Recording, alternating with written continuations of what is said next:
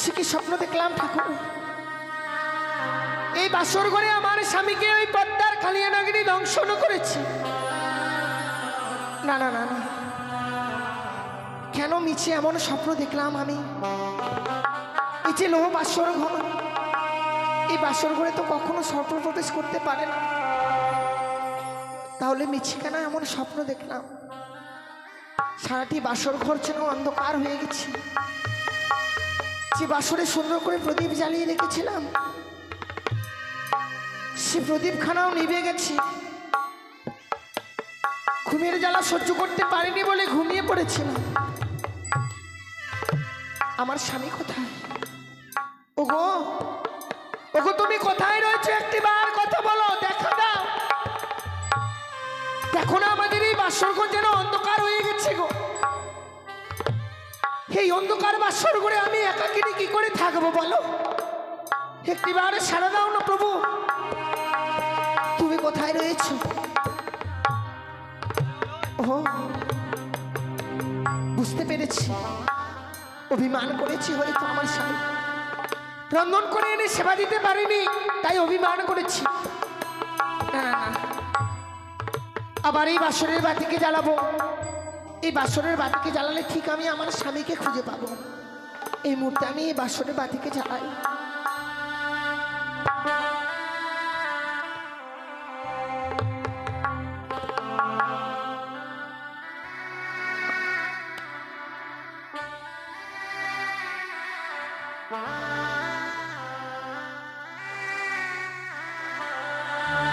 ওরে নিভিল বাসনের বাতি,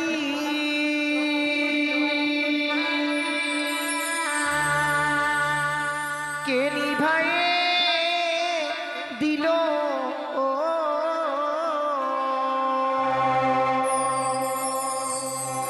ওরে মানিক রতনে বাতি আমার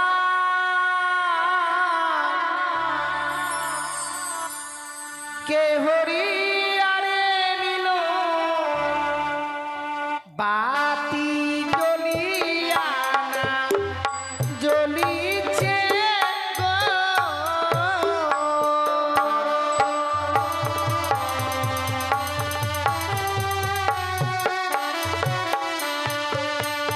ওরে বাও নাই বা তা শোনাই রে, নাই পবনে গতি।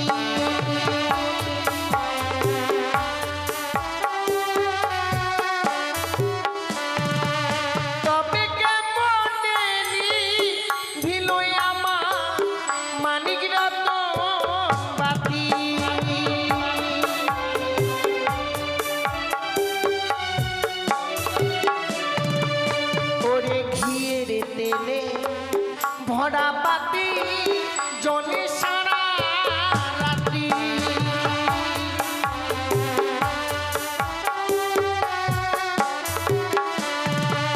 তবে কেমনে দিল আমার মানিক রতন বাতি।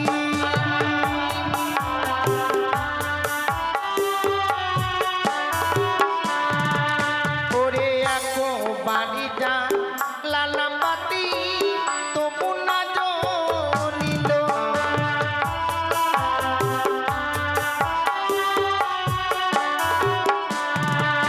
ওরে দুইও বাড়িটা লালাম বাতি তবু না জ্বলিল।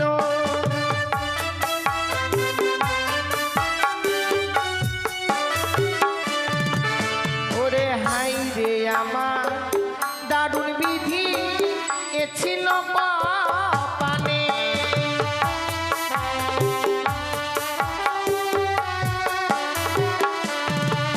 ওরে বাবা দশা নামে বাতি জ্বলিয়ায় উঠিল।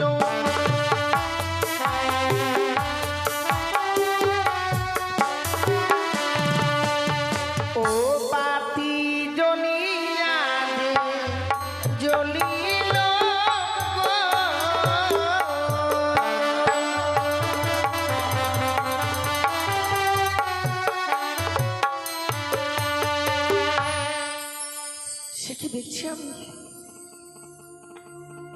স্বামী যেন স্বর্ণ পালঙ্ক ছেড়ে ধুলার মধ্যে সে পড়ে রয়েছে।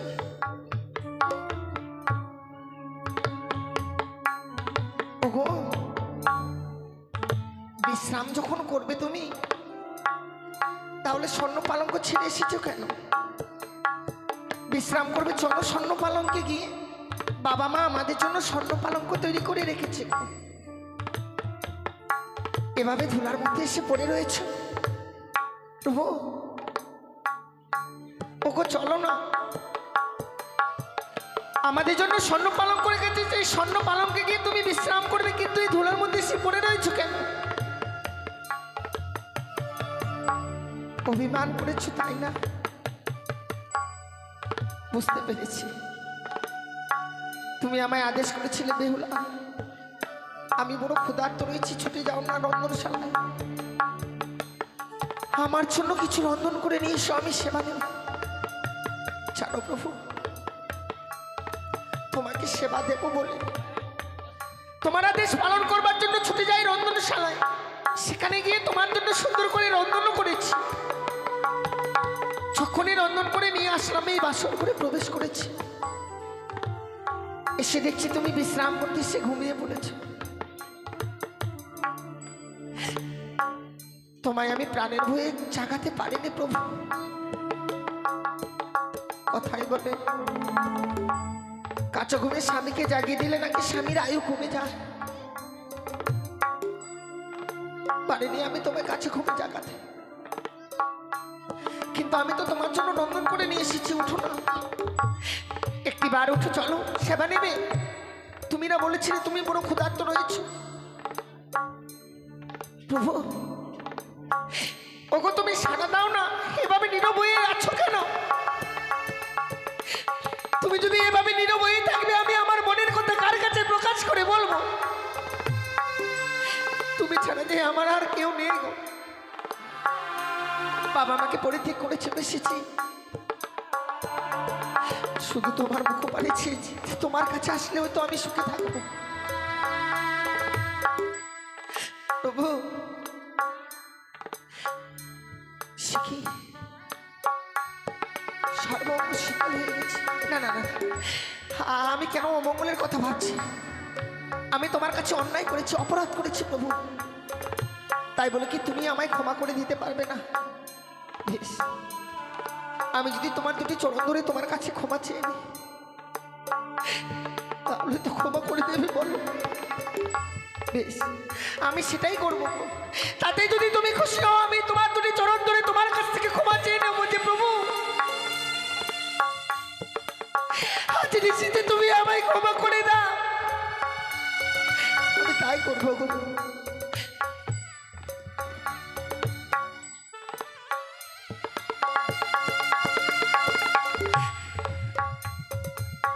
ক্ষমা করে দাও না প্রভু। দেখো, তোমার দুটি চরণ ধরে আমি তোমার কাছে।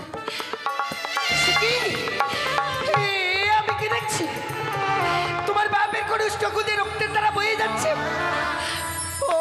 ওগো, তোমার কি হয়েছে? কেন তোমার বাপের কনিষ্ঠ খুদে রক্তের দ্বারা বয়ে যাচ্ছে? কি আঘাত পড়েছে তোমার? ওগো বলো না, একটিবার বলো কি হয়েছে তোমার? কেন এভাবে নীরব হয়ে রয়েছে? সর্বঙ্গ কেন শীতল হয়ে গেছে? ওগো,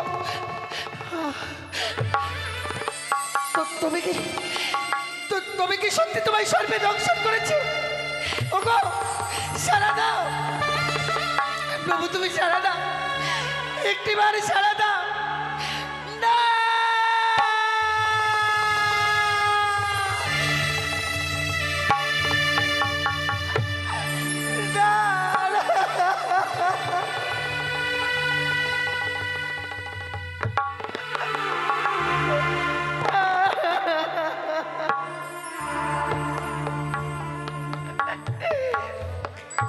সর্বনাশ হয়ে গেল ঠাকুর।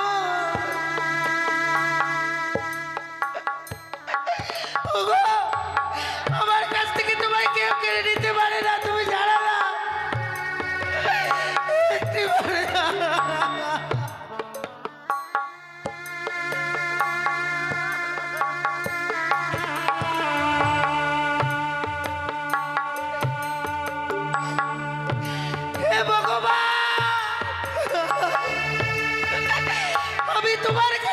অপরাধ করেছিলাম গো? কেন তুমি আমার স্বামীকে কেড়ে নিলে? ফিরিয়ে দাও ঠাকুর।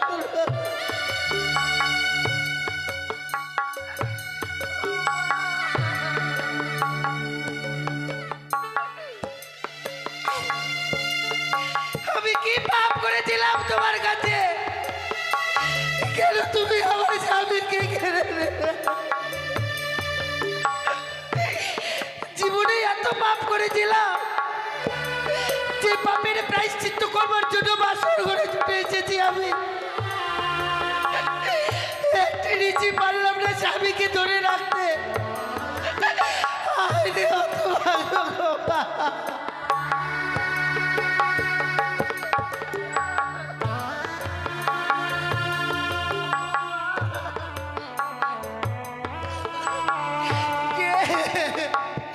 কে আমার এই শিবর্তিনী সিঁদুর কেড়ে নিল ঠাকুর?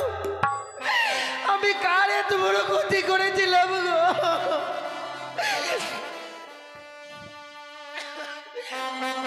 ওই আমার স্মৃতির সিঁদুর কে বা কেড়ে নিল রে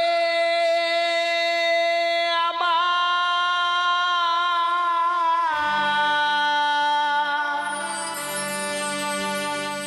বিধবা সাজালে।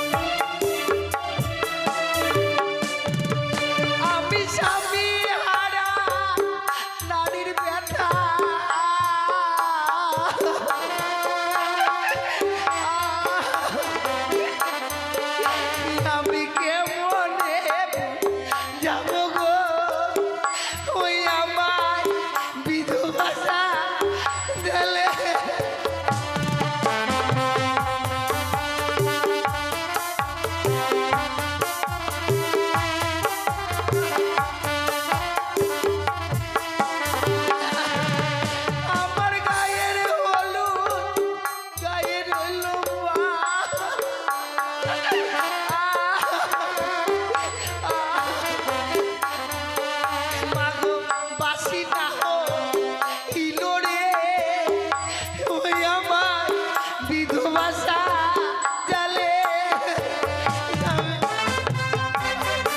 তুমি জানা দাও না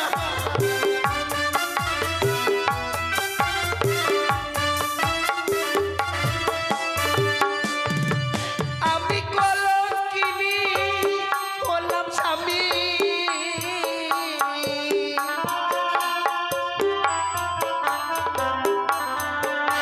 এই জগৎ তোমার জানে রে ওই আমার বিধবা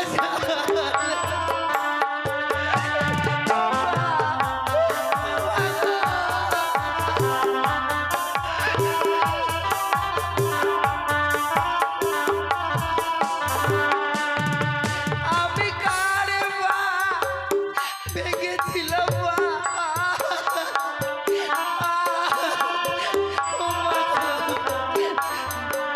মাগো ভরা ভাতে হারি রে ওই আমার বিধবা জালে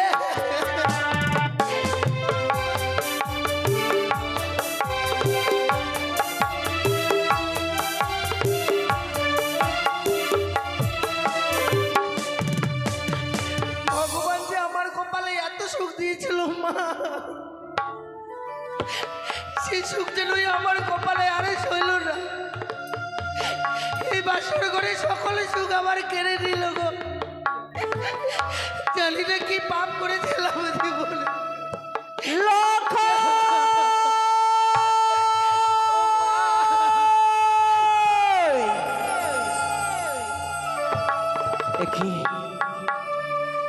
আমি কি স্বপ্ন দেখলাম? আমার এই চম্পলার আছে বসতি যখন আমি ঘুমিয়েছিলাম, কে যেন দূর থেকে আমায় স্বপ্ন দিয়ে গেল যে সনকা, আরে তুমি নিশ্চিন্তে ঘুমিয়ে থাকো না, একটিবার শুধু বাসর ঘরে ছুটে যাও, যে বাসর ঘরে তোমার এই প্রাণদিকে লক্ষ্মীন্দারকে রেখেছিলে, সে লক্ষ্মীন্দার আমার পানি বেঁচে নয়, এই বাসর ঘরে আমার সে প্রাণ দিকে লক্ষ্মীন্দারকে নাকি পদ্মারি কালে নাকি দংশন করেছি। হে ভগবান, আমার লক্ষ্মীন্দারকে পদ্মারি কালে নাকি যদি দংশন করে সারা জীবনের মতো যে আমার সেই চম্পকী নগর সে অন্ধকার হয়ে যাবে।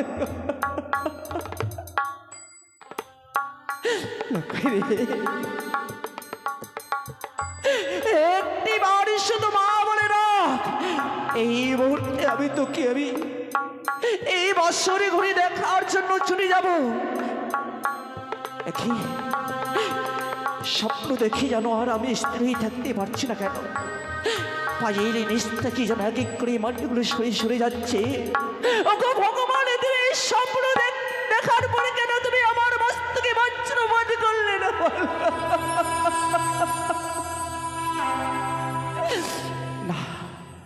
আমি এই মুহূর্তে লক্ষ্মীদারে বৌমাকে দেখার জন্য বাসর করে ছেড়ে যাবো।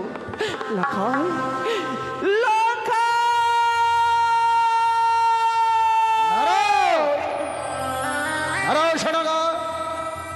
লেখায় বলতে বলতে কোথায় ছুটে চলেছ?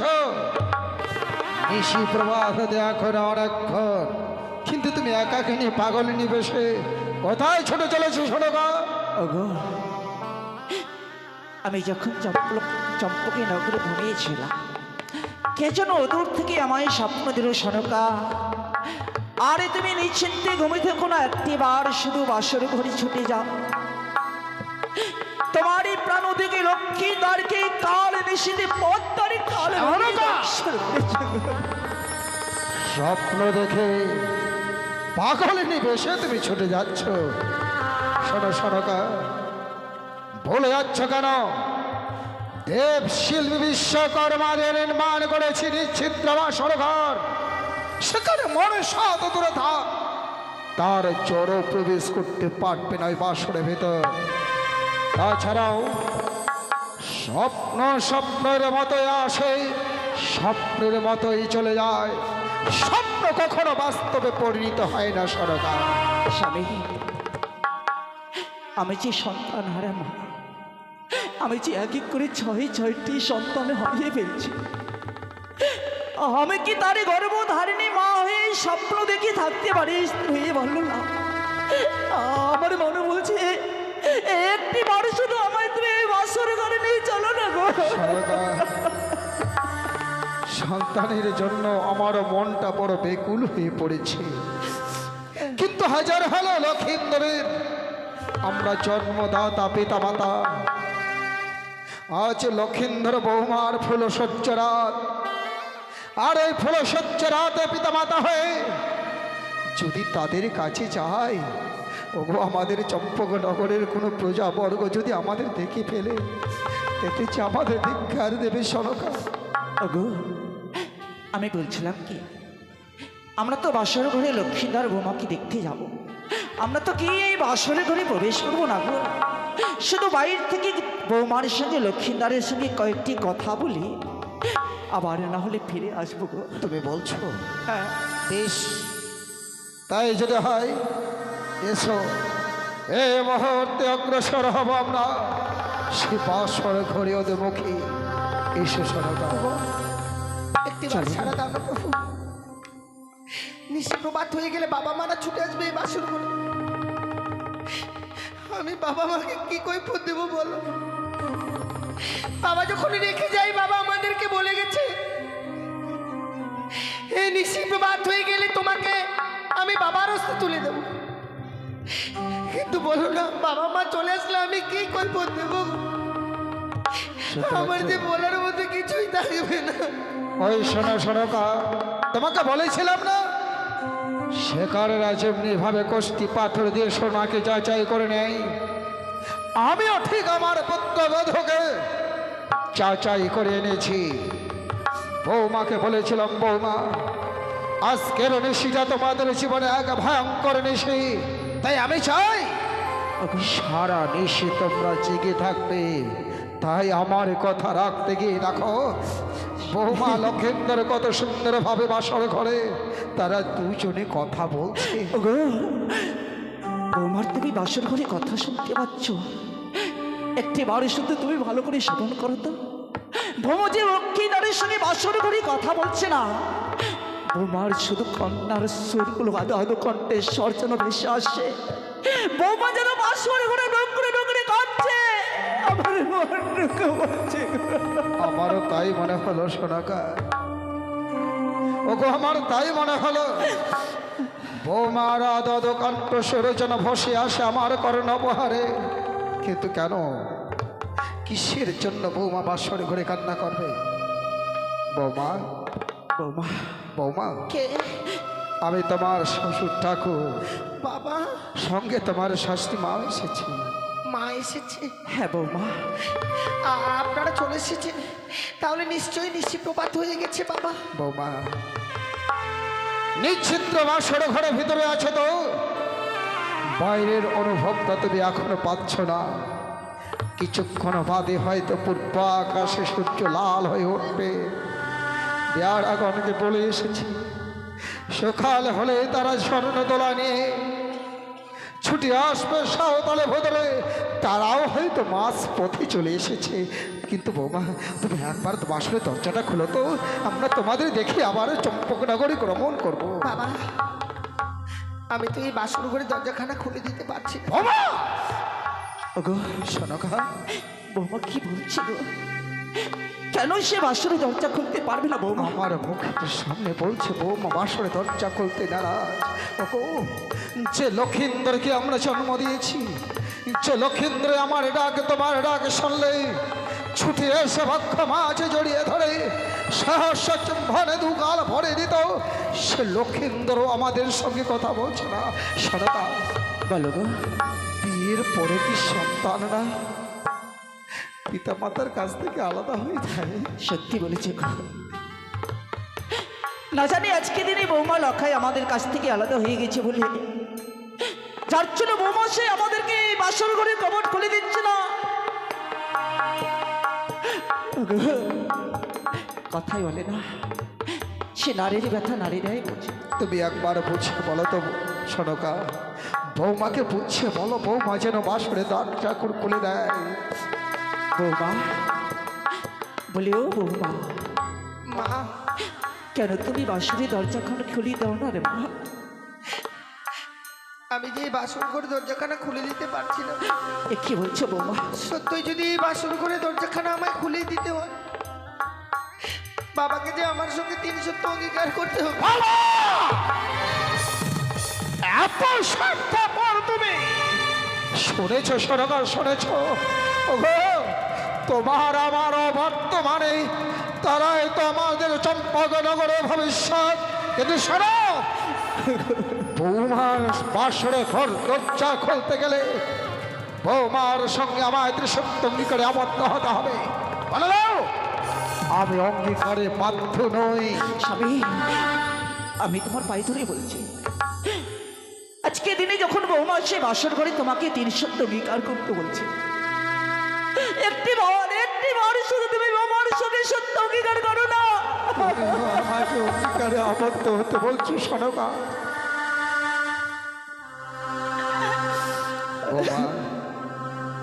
বাবা, সারা জীবন উঁচু মাথা নিয়ে চলেছি, কখনো কারো কাছে মাথা নত করিনি। এই লক্ষিন্দরকে দেখার জন্য মনটা বড় বেকুল হয়ে পড়েছে, যার জন্য প্রথম তোমার কাছে আমি সত্যতে আবদ্ধ হব।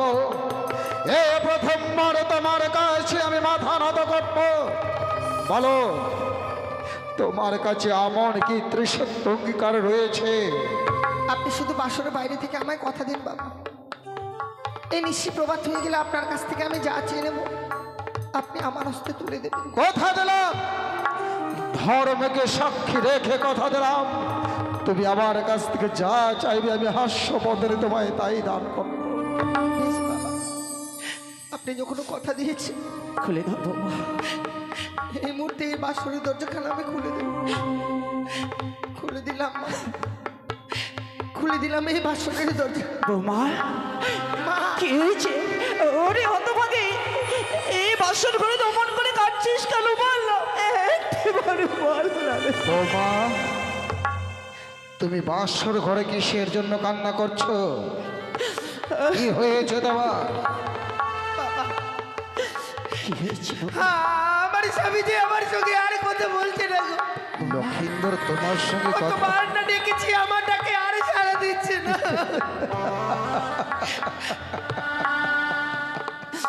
পাগল মেয়ে আমার, লক্ষিন্দর কথা বলছে না দেখে লক্ষিন্দরের জন্য তোমাকে পাগলিনী হতে হবে? সরগা, ওগো, দেখো তো লক্ষিন্দরকে, যে বৌমা তার জন্মদাতা পিতা মাতার হাত ধরে লক্ষিন্দর হাত ধরে আমাদের প্রাসাদে এসেছে, সে লক্ষিন্দর বাসর ঘরে বৌমার সঙ্গে কথা বলছে না। দেখো তাকে, আমি উচিত শিক্ষা তাকে দিতে চাই। বেশ বৌমা, এই মুহূর্তে লক্ষ্মীনারকে আমি রাখি। লক্ষ্মীনার হচ্ছে আমার সে অভিমান পুত্র। আজকে বৌমার সঙ্গে বাসর ঘরে কথা বলেনি বললে, যার জন্য বৌমা সে বাসর ঘরে রুকড়ে রুকড়ে খাচ্ছে। আমি লক্ষ্মীনারের গর্ভধারিণী মা এসেছি, আমি নিশ্চয়ই সে অভিমানে, আমি লক্ষ্মীনারের সে অভিমান ভেঙে দেবো। লাখায়, এ লাখায়, লাখায় রে, লাখায়, এ লাখায়, একটিবারে কথা বল। আজ তোমাদেরকে দেখার জন্য ছুটে এসেছি। লাখায়, লাখায় কথা বল। লাখায়, এ লাখায়, লাখায় কথা বল। বলবে না লাখায় শোনা কথা বল। লক্ষিন্দর আমার উপরে অভিমান করেছে। স্বার্থপরের মতো লক্ষিন্দরকে প্রাসাদে না নিয়ে সাঁওতালি ভদ্রে লহবাসর ঘরে রেখে গেছে। আমাদের অভিমানের মধ্যে তো আমার উপরে অভিমান করেছে। দেখো, এখন আমি লক্ষিন্দরের অভিমান ভাঙাবো। তুমি এই মুহূর্তে লক্ষ্মীনারের অভিমান ভেঙে দাও না গো। কথা বলছে না কেন? ওরে চেয়ে দেখ, আমি এসেছি পুত্র, এসেছি তোর জন্মধাত্রী মা। লাখায় কথা বল। যে তোর জন্য শুধু ডুবরে ডুবরে লক্ষিন্দরের সোনার মতো অঙ্গ যেন নীল বর্ণ হয়ে গেছে, লক্ষিন্দরের সারা শরীর যেন শীতল হয়ে গেছে, কেন? লক্ষিন্দরের মুখ থেকে যেন গরল বইছে। কি হয়েছে বাবা? কি হয়েছে আমার লক্ষিন্দরে? সে আর কোনোদিনও কথা বলবে না। লক্ষিন্দর কোনোদিনও কথা বলবে না মানে? এই পৃথিবীর সকল মায়া মমতা পরিত্যাগ করে চলে গেছে। কি হয়েছে বা? আমার স্বামীকে যে পঞ্চার কালী নাগিনী দর্শন করেছে।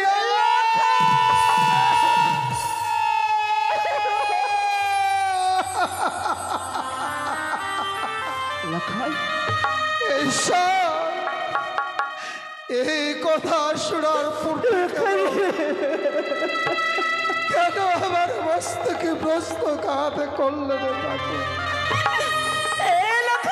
একটিবারে শুধু বলে দেখবে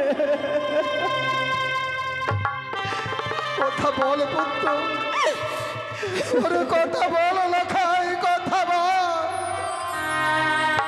তোকে নিয়ে আমার বড় স্বপ্ন ছিল, দেখতে দেখতে জীবনটা বড় অবসরের দিকে করে চেয়েছিলাম। শেষের দিনে শ্মশান যাত্রায় তোর কাঁধে চেপে আমি শ্মশান যাত্রায় অতিক্রম করব, আর আজ পিতা হয়ে সন্তানের মুখ একটি করতে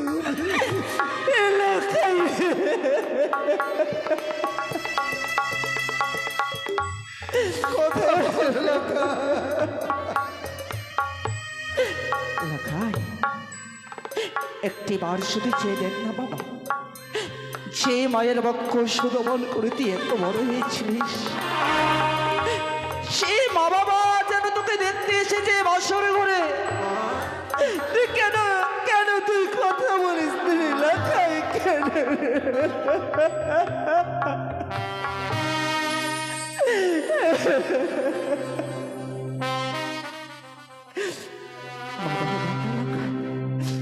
একটি ভারে শুধু মা বলে না,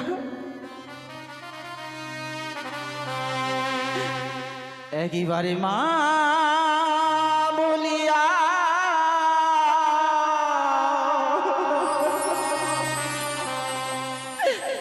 ডাকি রে লাখা, আই রে সোনা কোলে,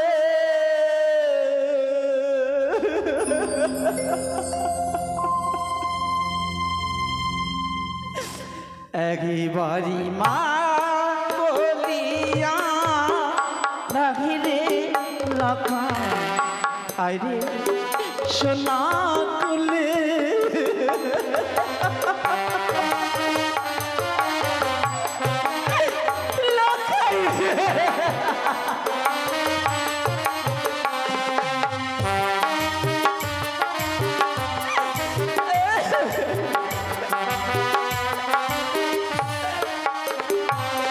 আরে তুই যে আমার নয়ন মনি,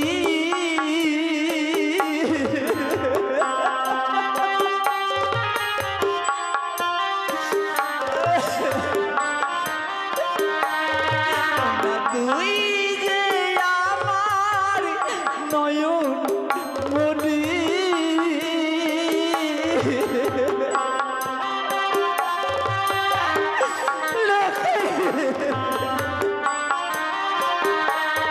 ওই নাও বাচ্চা জাদু একবারে মা বলিয়া ডাকি রে লাখা, আই রে সোনা কোলে।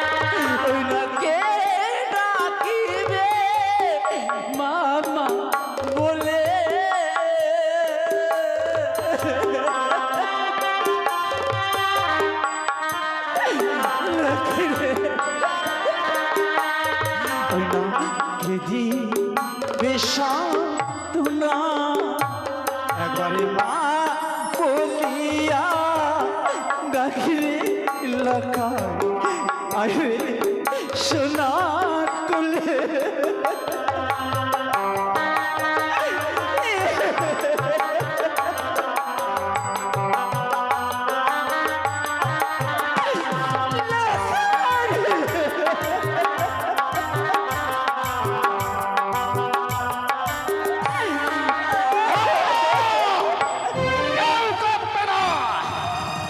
লক্ষিন্দর প্রাণে মারা গেছে বলে লক্ষিন্দরের সঙ্গে আমি যদি বাসর ঘরে কান্না করি ওই রাক্ষসী করি অদূর হইতে আমার কান্নার সে অট্টহাসি হাসবে আর বলবে ওই তো চাঁদ পুত্র সঙ্গে কাতর হয়ে গেছে এবার চাঁদ আমার চরণে লুটে পড়বে কিন্তু না আমি কাটবো না লক্ষিন্দর প্রাণে মারা গেছে আপদ বিদায় হয়েছে তাই নাচো গাও আনন্দ করো ভালো নাচের বাড়িয়া চাঁদ সোনা পুত্র বড় ভালো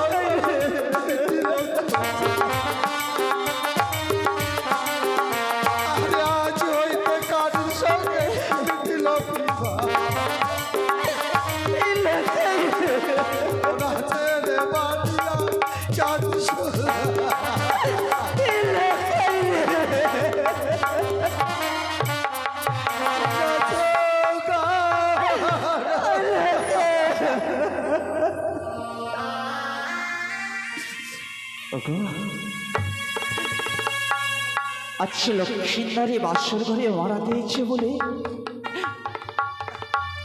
মনে হয় তুমি খুব আনন্দ পেয়েছ এই বাসর ঘরে তুমি গান গাইতে নাচতে তোমার কি একটু দ্বিধা করে না গো? সরকা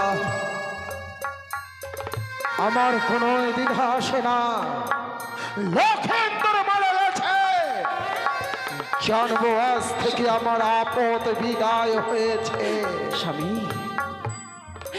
সত্যি সত্যি আজকে দিনে লক্ষ্মীন্দারে মারা গিয়েছে বলে তুমি পাষাণ হয়ে গেছো না তোমার এই শরীরে কোনো মায়া মমতা মনে হয় কিচ্ছু নেই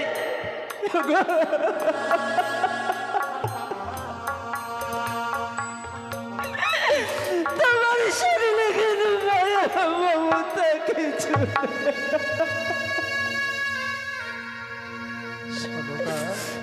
স্বামী এই চম্পকে নগরে এতদিন ধরে আমি কোনোদিন তোমার কাছে কোনো জিনিস চাইনি গো আজকের দিনে এই লক্ষ্মীদার আমার বাসর ঘরে মারা গিয়েছে বলে আমি যদি তোমার কাছে আজকে দিনে কিছু জিনিস চাই তুমি আমায় দেবে না বলো? সরকা এই দুঃখের দিনে তুমি আমার কাছ থেকে কোনো কিছু চাইবে? হ্যাঁ গো আমি আমি শুধু আজকে দিনে তোমার কাছে ভিক্ষে চেয়ে দেবো গো স্বামী আজকে দিনে তোমাকে দেবী পুজো করতে হবে। সরকা হ্যাঁ গো দেবী পুজো ছাড়া আমি এক গ্লাস জল গ্রহণ করি না আর আজকে তুমি আমায় হঠাৎ এমন কি দেবীর চরণে পুষ্পাঞ্জলি দিতে বলছো? স্বামী এই দেবীর এমনই মহিমা যদি সে দেবীর চরণে একটি বার শুধু হাস্যবদনে মা মা বলে পুষ্পাঞ্জলি দাও সে লক্ষায় আমাদের হারিয়ে গেছে আবারই তোমাকে লক্ষায় সে তোমাকে বাবা বলে ডাকবে আমার মা মা বলে এই মুহূর্তে জড়িয়ে ধরবে লক্ষেন্দর আবার আমাকে পিতা বলে রাখবে তোমায় মাতা বলে রাখবে বিনিময়ে আমাকে আগে দেবী পুজো করতে হবে বলো সরকা আমি কথা দিলাম তোমায় আমি সেই দেবীর পুজো করব আজকে দিনে তোমাকে সেই মা মনসা পুজো করতে হবে লক্ষিন্দরের প্রাণ ভিক্ষার জন্য ওই রাক্ষসীর পুজো করতে বলছো তুমি আমার সরকার নইলে এই মুহূর্তে তোমার জোহবা টেনে ছেড়ে কুকুর শিকালকে দিয়ে খাওয়াতাম। বেড়ে যাও, এই মুহূর্তে বাসর ঘর পরিত্যাগ করো। তুমি তোমার ওই পাপিষ্ঠ মুখ দিয়ে ওই রাক্ষসীর নাম উচ্চারণ করেছ। সে লক্ষাইকে আমি 10 মাস 10 দিন গর্ভে ধারণ করে আমার এই বক্ষ সুগোপন করে লক্ষাইকে বড় করেছি। আমার এই লক্ষাইকে ছেড়ে আমি বাসর ঘর থেকে কখনো যেতে পারবো না। লক্ষিন্দরের মৃত অঙ্গ তুমি স্পর্শ করবে না সনকা। আর যদি লক্ষিন্দরের মৃত অঙ্গ তুমি স্পর্শ করো, সকাল হলেই তুমি আমার মৃত মুখ দর্শন করবে।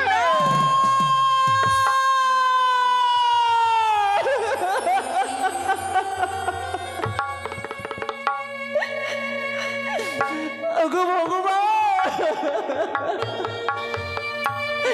এই কথা শোনার আগে কেন তোমায় আমি মৃত্যু দিলে না বলো না?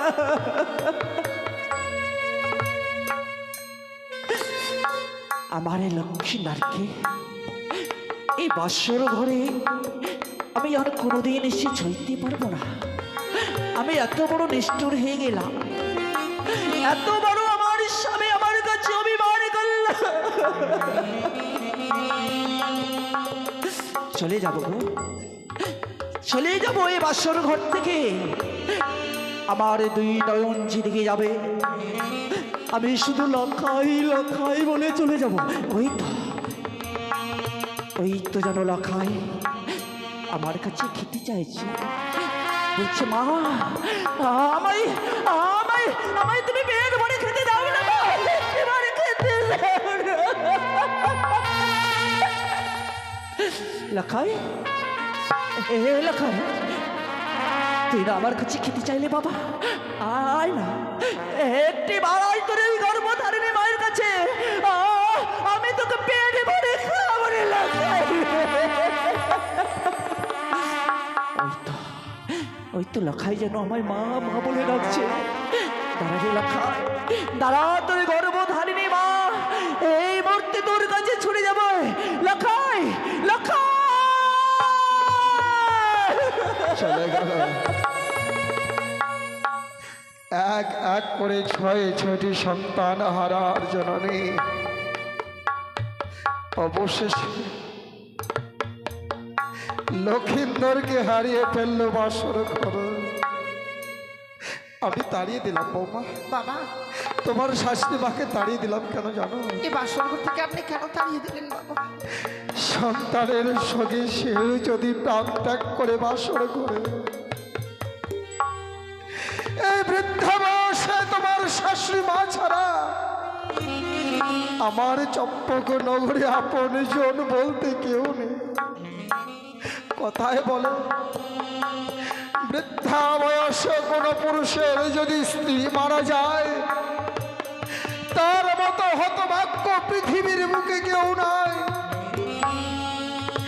নারীর জীবন হয় রে মধুর মনের মানুষ পেলে, পুরুষের ভাঙ্গে কপাল লক্ষ্মী ছেড়ে গেলে। তোমার শাশুড়ি মাকে তো আমি হারাতে চাই না বাবা। বাবা, লক্ষিন্দর বাসর ঘরে প্রাণে মারা গেছে, আমি তোমাকে দোষারোপ করবো না মা। সমস্ত আমার কপালের দোষ।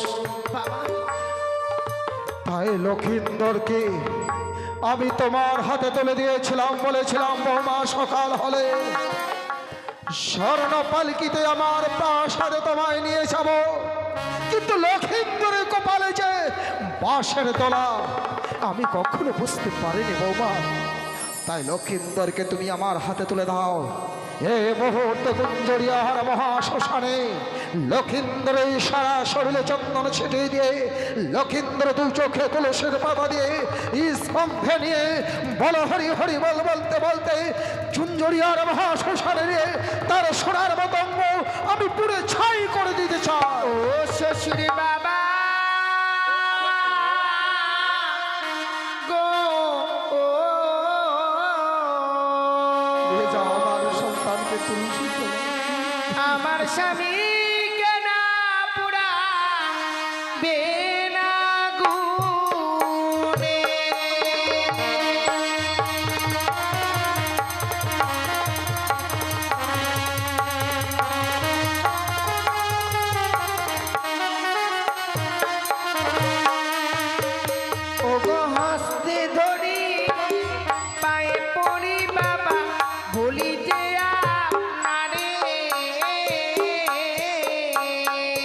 বৌমা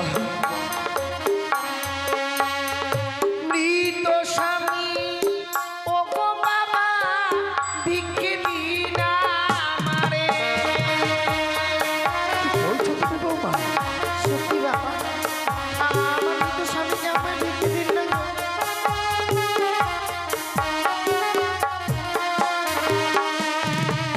আমার মৃত স্বামীকে আমায় ভিক্ষে দিন বাবা। কি করবে আমার মৃত লক্ষিন্দরকে নিয়ে?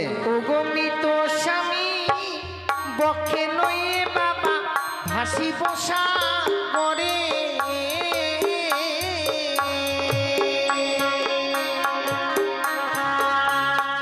ভাসিতে ভাসিতে বাবা যাব দেব পুরে।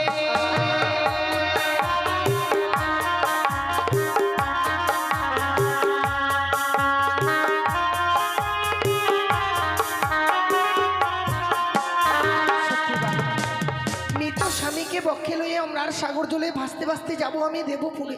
দেবপুরে গিয়ে প্রত্যেকটি দেবতার কাছে স্বামীর প্রাণ ভিক্ষে চাইবো আমি। কি অপরাধ করেছিলাম আমি? প্রতিফল হয়েছে। লক্ষিন্দর প্রাণে মারা গেছে বলে লক্ষিন্দরের সঙ্গে তোমার মতিভ্রম হয়েছে বৌমা। একবার ভুলে যেও না, একবার যদি কেউ প্রাণে মারা যায় সে আর কখনো ফিরে আসে না। দেখাতে পারবে এই কঠিন পৃথিবীর বুকে কোন সতী কন্যা নিজের পতির প্রাণ ফিরে পেয়েছে? পেয়েছি। সতী সাবিত্রী তাহলে কি করে তার স্বামীর প্রাণ ফিরে পেয়েছে? সতী সাবিত্রীর কথা আমার অজানা নয় বৌমা। সতী সাবিত্রী নিজের সতীত্বার গুণে পেয়েছিল সম্মান। ধর্মরাজের সঙ্গে বাঘ যুদ্ধ করে ফিরে পেয়েছিল সত্যবান। তুমি তো সেই সতী হতে পারবে না বৌমা। কেন পারবো না বাবা? একদিন তো আমি অষ্টকণ্ড লোর গলায় ঢালে নিয়ে সিদ্ধ করে দিয়েছিলাম বলে আপনিও তো উচ্চ স্বরে বলেছিলেন যে হ্যাঁ আমি সতী। তাহলে আজকে দিনে কেন অস্বীকার করছেন বাবা? বেশ, লক্ষিন্দর আমার কাছে মরে গেছে। লক্ষিন্দরে আমার কাছে কোনো মূল্য নেই। সত্যই যদি তুমি আমার মৃত লক্ষিন্দরকে পেতে চাও পারবে এই মুহূর্তে লক্ষিন্দরের বিনিময়ে তোমার অঙ্গে যত রয়েছে অষ্ট অলঙ্কার সব কিছু খুলে দিতে। বাবা, আপনি আমার এই অলঙ্কারগুলো চাইছেন? অলঙ্কারগুলো আমার জীবন থেকে অনেক আগেই আমি পরিত্যাগ করে দিয়েছি বাবা। কথাই বলেছি নারীর স্বামী একবার মরে যায়, সে নারীকে আর কোনো অলঙ্কারে মানায় না বাবা। আপনি এই অলঙ্কারগুলো চাইছেন, এক এক করে সমস্ত অলঙ্কার আমি আপনাকে খুলে দেব। আপনি কিছু সময় অপেক্ষা করুন।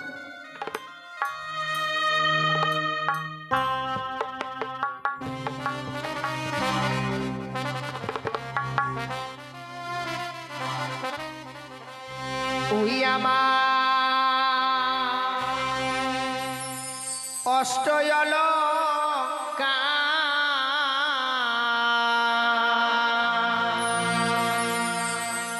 লহ শ্বশুরি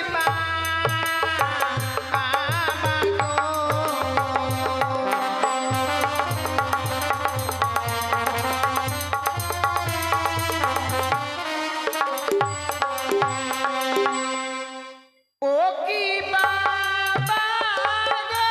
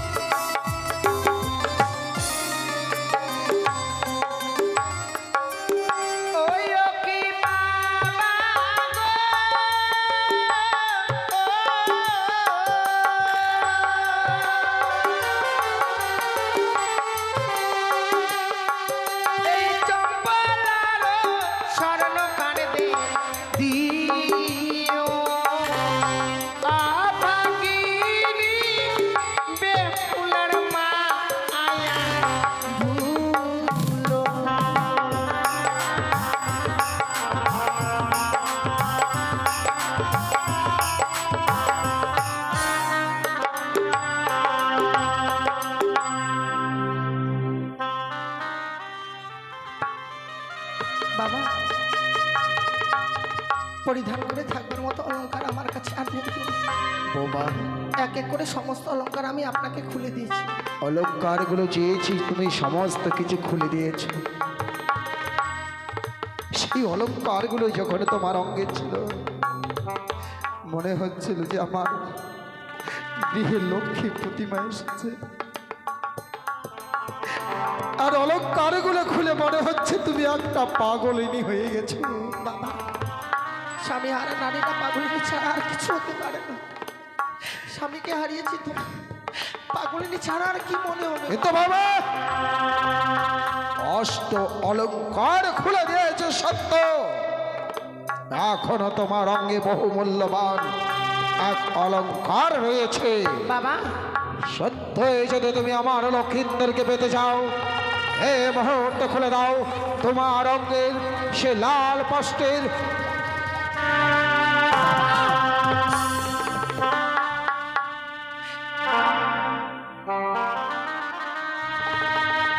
আপনি কি পাগল হয়ে গেছেন? আপনি এত পাষাণ হয়ে গেছেন। শুনেছি পাষাণে মাথা ঢুকলে নাকি পাষাণ গলে যায়।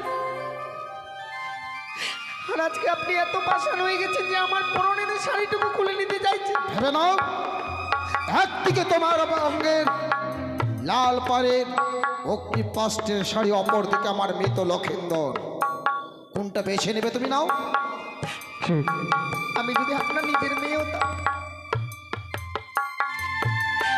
পারতেন নিজের মেয়ের পরনের শাড়ি খুলে নিতে। আমি আপনার মেয়ে নই বলে আমার পরনের শাড়িটুকু খুলে নিতে চাইছেন। বৌমা, এতটা তুমি আমাকে খারাপ চোখে দেখলে, এতটা তুমি আমাকে খারাপ ভাবলে। তুমি একটু আগে বললে না বৌমা, তুমি ভগবান দর্শনে যাবে, কিন্তু ভগবান দর্শনে যেতে গেলে এক মন এক চিত্তে ভগবান দর্শনে পদ অতিক্রম করতে হবে। আর যতক্ষণ তোমার অঙ্গে ওই লাল রঙের অগ্নিপাষ্টের শাড়ি থাকবে, কখনো তুমি ভগবান দর্শনে পৌঁছাতে পারবে না, কারণ সেটা হলো লালসার প্রতীক। বাবা, কাম কামনা বিষয়ে বাসনা সমস্ত কিছু তোমায় পিছন থেকে টেনে ধরবে, তোমাকে তোমার লক্ষ্যে পৌঁছাতে দেবে না। বিনিময়ে আমি দেব তোমাকে এক ধবল বস্ত্র, যেটা থাকবে শুধুমাত্র শান্তির প্রতীক। বাবা, বেশ বাবা, আমিও আপনাকে এই বাসর ঘরে কথা দিলাম। স্বামীকে নিয়ে সাগরের জলে ভেসে যাবার পূর্বে এই অগ্নিপষ্টের শাড়ি আমি আপনার হস্তে তুলে দেব। কিন্তু বৌমা, বাবা, তুমি যে সাগর জলে ভাসবে, সাগর জলে ভাসতে গেলে কোনো কিছু অবলম্বন করতে হবে। তুমি কি এমন কি অবলম্বন করে সাগর জলে ভাসবে বাবা? আপনি আমায় পঞ্চম কদলের বৃক্ষের মান্দাস আর সরার মন্দুস তৈরি করে দিন। অসম্ভব হলো না তোমার সাগর জলে ভাসা বৌমা।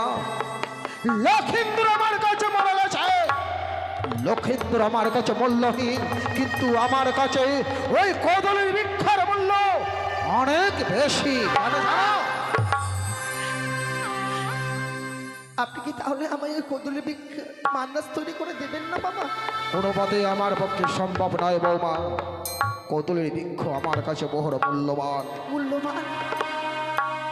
কেন জানো? কেন বাবা? একদিন গেছিলাম বাণিজ্য যাত্রায়, বাণিজ্য করে অনেক ধন রত্ন লাভ করতে পেরেছিলাম।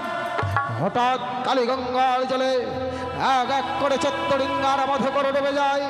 আমি ভেসেছিলাম কালীগঙ্গার জলে নিজের প্রাণ ভিক্ষার জন্য। এই কঠিন পৃথিবীর বুকে, এই কঠিন পৃথিবীর মানুষের কাছে আত্মনাদ করে বলেছিলাম,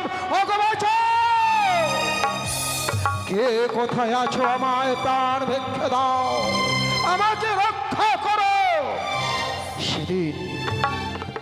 সেদিন আমার প্রাণ ভিক্ষে দেবার মতো কোনো মানব ছুটে আসেনি। এসেছিল শুধুমাত্র ওই ছোট্ট কদলের বৃক্ষ। তাই কদলের বৃক্ষ আমার কাছে বড় মূল্যবান। সত্যই যদি তুমি আমার কাছ থেকে কদলের বৃক্ষ পেতে চাও, আমার কাছ থেকে তোমাকে কদলের বৃক্ষ ক্রয় করে নিতে হবে। দেবার মতো মূল্য আমার কাছে নেই। আপনি কিছু সময় ভিক্ষে দিন না বাবা, সেখান থেকে হোক আমি কদলের ভিক্ষের মূল্য এনে আমি আপনার হস্তে তুলে দেবো। বেশ, তোমাকে সেই সময় ভিক্ষেটুকু দিলাম। সত্যি ঠাকুর, স্বামীকে নিয়ে সাগরে জলে ভেসে যাব চেয়েছিলাম শ্বশুর ঠাকুরের কাছে কদলী বৃক্ষের মান্দাজ, কিন্তু সে মান্দাজ খানা নিতে গেলে যে আমায় মূল্য দিয়ে ক্রয় করে নিতে হবে। দেবার মতো মূল্য আমার কাছে নেই। ওগো চম্পলানগরের বাবা মায়েরা, আচ্ছা আমার বিপদের দিনে আমায় একটি করে পয়সা ভিক্ষে দিন না গো মায়ের। আপনারা যদি আমায় ভিক্ষে দেন হয়তো আমিও আমার স্বামীর প্রাণ ফিরে পাবো গো। আমিও 10 জনের মতো স্বামীকে নিয়ে ঘর করতে পারবো। আপনারা আমায় এই বিপদের দিনে একটি করে পয়সা ভিক্ষে দিন গো মায়ের।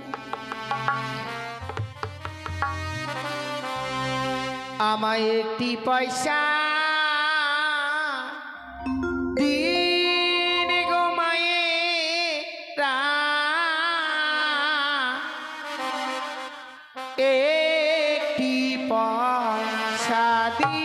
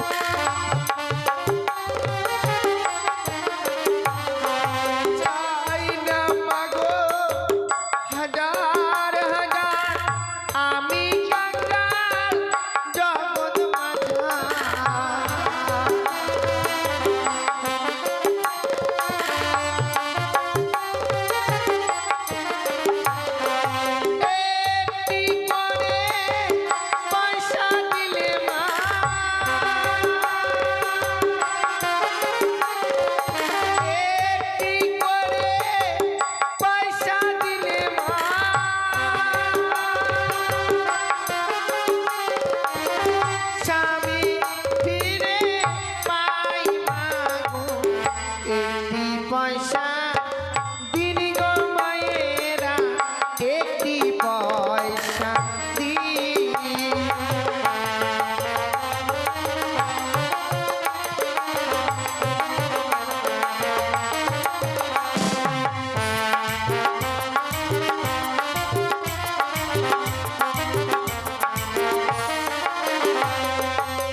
সত্যি গো, এই চম্পালা নগরের বাবা মায়েরা প্রত্যেকেই ছিল ভালো। আজ বিপদে পড়ে ভিক্ষে করতে গিয়েছি বলে সকলে ভিক্ষে দিয়েছে। তাই ঠাকুরের কাছে কামনা করি, হে ঠাকুর, আমার এই বিপদের দিনে যে বাবা মায়েরা আমায় ভিক্ষে দিয়েছে গো, ওই বাবা মায়েদের মেয়েরা যেন কোনোদিনও বিধবা না হয়, আমার মতো যেন স্বামীকে না হারায়। ঠাকুর, এই কামনায় করি আমি তোমার কাছে। বৌমা, তুমি আমার কাছ থেকে কিছু সময় ভিক্ষে নিয়েছিলে, হ্যাঁ বাবা, আনতে পেরেছো কদলী ভিক্ষে? আমি কদল বৃক্ষের মূল্য এনেছি বাবা। বৌমা, তুমি তো করি তোমার কাছে কোনো করি ছিল না, সত্যি ছিল না বাবা, কিন্তু এত করি কোথায় পেলে তুমি? সারাটি চম্পালনগর আমি বিক্রি করে এনেছি বাবা। আমার লক্ষিন্দরের জন্য তুমি শেষ পর্যন্ত ভিক্ষের থালাটুকু ধরেছে। আমার মৃত লক্ষিন্দরের প্রতি এত বড় তোমার মতি গড়িয়ে গেছে আমি কখনো বুঝতে পারিনি বৌমা। আর তোমাকে যাওয়ার পথে আমি বাধা দেব না বৌমা।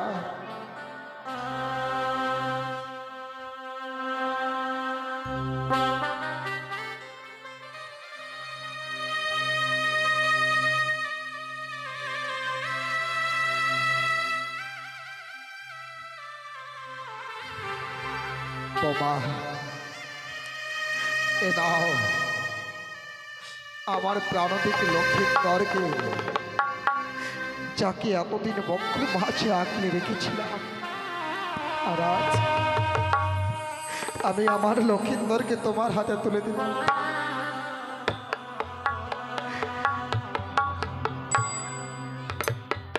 বৌমা, বাবা, ভগবান দর্শনে যাচ্ছ, সত্য কথা বলবে, সত্য পথে চলবে, মনে রাখবে সতীর দেবতাপতি জীবনের সার, ভবে পুজিতে আসলাম চরণ তাহার, প্রতিদান প্রতিজ্ঞান প্রতি যে দেবতা, নারী জাতি প্রতি পিনে কেমনি হবে প্রতিপতা। বিদায় বাবা, বিদায় গো। আমার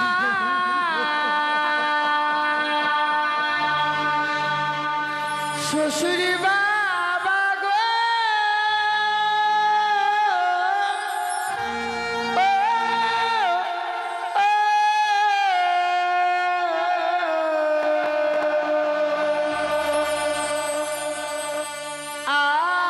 আমি চলে যা ভেসে যা,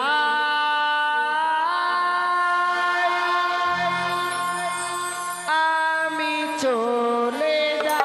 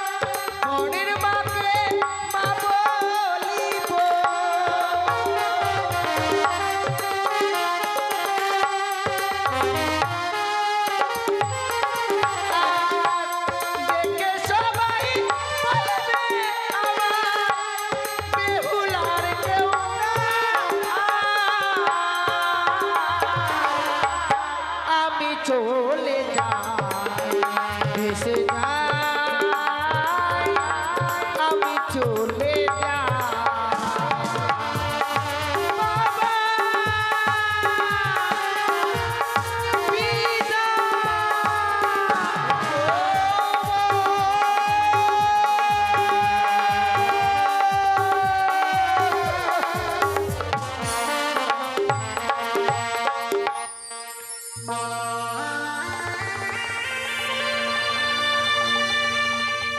চলে গেল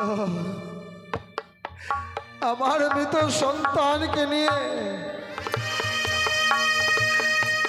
বৌমা সাগর চলে যেন ভেসে গেল এই পরম পুরুষ ভোলানাথ। যদি কোনোদিনে কোনো পূর্ণ করে থাকি আমার পুণ্যের ফল আমার বৌমার মস্তকে দিও। আমার বৌমা যে লক্ষ্যে পৌঁছতে চাইছে সেই যেন লক্ষ্য ভ্রষ্ট না হয়, সেই যেন ফিরে পায় আমার প্রাণ থেকে দুর্লভকে, সে যেন ফিরে পায় তার প্রাণপতিকে।